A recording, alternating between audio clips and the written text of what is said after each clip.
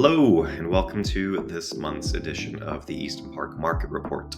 I'm going to try to make this quick. I'm a little under the weather right now, and I don't want you to have to listen to my gravelly voice the whole video, so I'll just hit the key points and then we'll move on.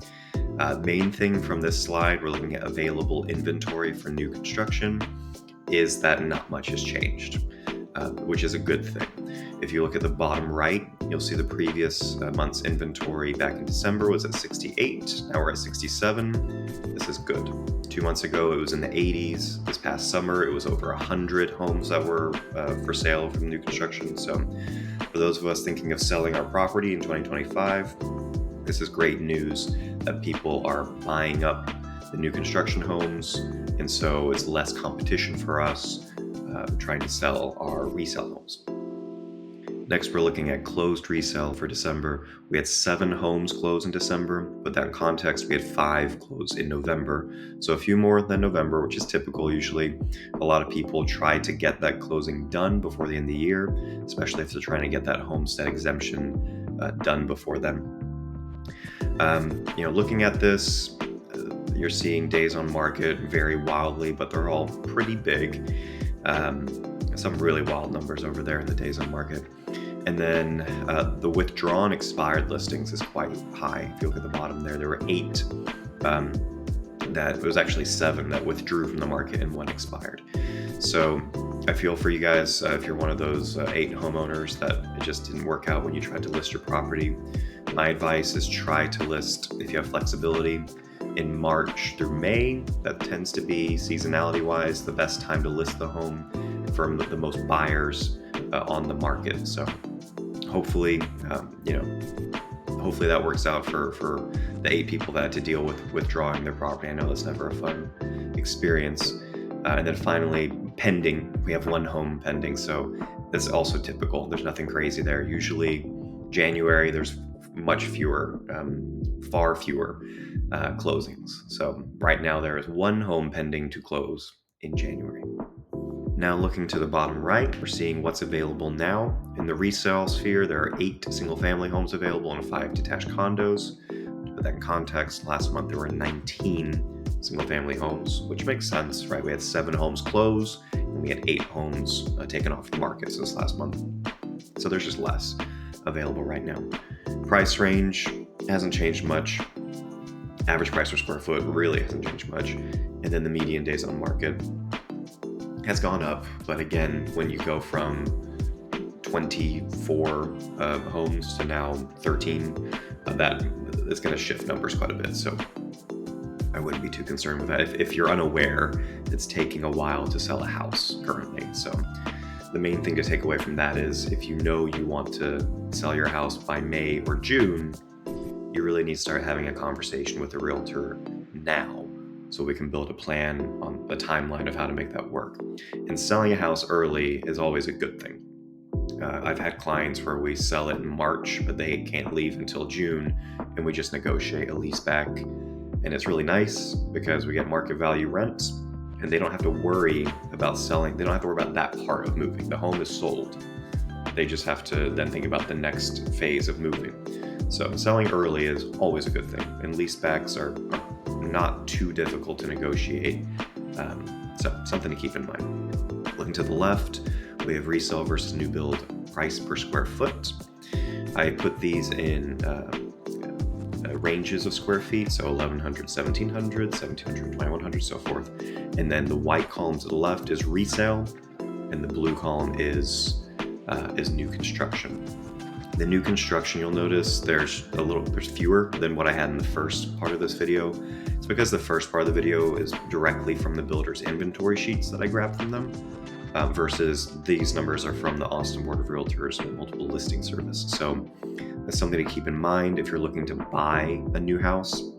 It's always worthwhile to speak with a local realtor who knows the sales reps, because any realtor can just look up MLS numbers, but I know that if I contact, say, Joe at Perry, he's going to tell me, hey, we actually have these other ones that we didn't put on the MLS. So it's something to keep in mind.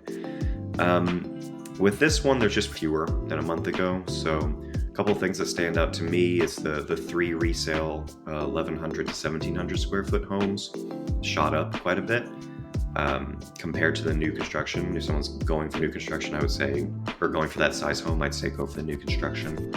But in general, they're all a little bit lower than a month ago, except the 3,100 to 4,100 square feet that actually went up.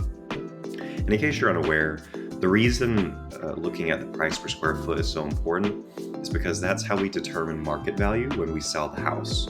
So if you buy a house with a low price per square foot compared to the people around you that bought the house at the same time, then you're more likely to build equity in a few years when you sell the house, because again, we use the comparable price per square foot to determine the market value of the home.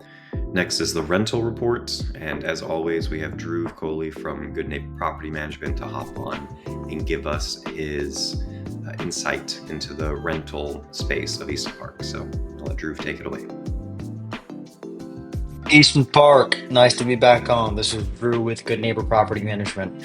Back for a quick summary on our rental report in the market and just a top tip, as always, for current and upcoming landlords in the community. So December, statistically one of the slowest months of the year. 11 rentals available compared to 15 in the previous 30-day window. 6 under contract compared to 8 the month before, and a slight decrease in total properties leased as well. This is very normal. December is a tight sandwich between Thanksgiving and Christmas, which does create a slowdown. But if things are priced right and marketed well, there's absolutely still opportunity out there to successfully lease properties. Top tip for all landlords today. I am confident by now everyone has read some scary article about there being a crazy freeze out there. And after 2021, we have a tendency to panic anytime we hear the word freeze, right? 3 things all landlords can do immediately to make sure that they're protecting their rental homes, their tenants, and their finances in the best way possible. Number 1, over communicate. Send an email to your tenants with 3 bullets that say, drip your faucets, cover your outdoor faucet covers, open the cabinets, turn the heat to a minimum. If you're traveling, leave the heat on. Ask a friend to come by. Oh, you don't have friends? No big deal.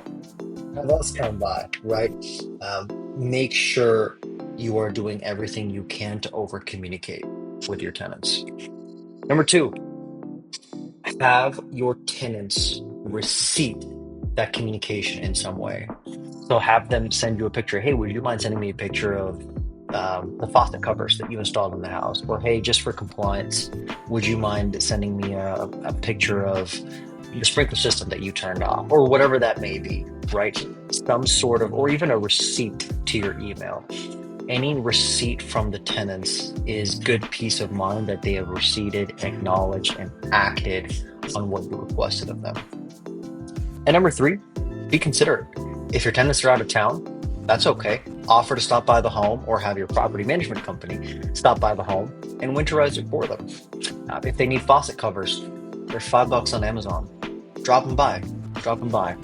The cost of a $5 faucet cover and dropping them by is exponentially lower than the 6 months and thousands of dollars you'll spend in insurance if a pipe bursts.